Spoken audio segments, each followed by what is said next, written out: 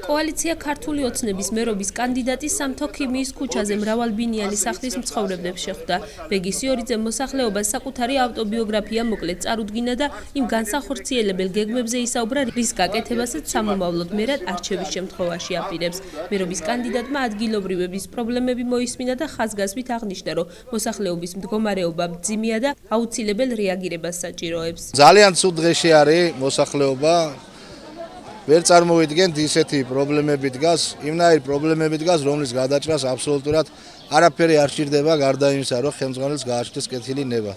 ისევ და ისევ ვიმეორებ, რომ თუკი ადამიანი ამ შემთხვევაში ქალაქის მერი, რომელიც ეყოლება ოზურგეს 15 ივნისის შემდეგ, ეკნება კეთილი ნება და შესაბამისად მონდომება იმისა, რომ საქმე გააკეთოს, ეს პრობლემები უმრავლესობა რაც ამ უბანში დამხვდა არც ერთი არ არის. ღმერთმა ქნას გაამართლოს იმედი, რას დაგვპირდა.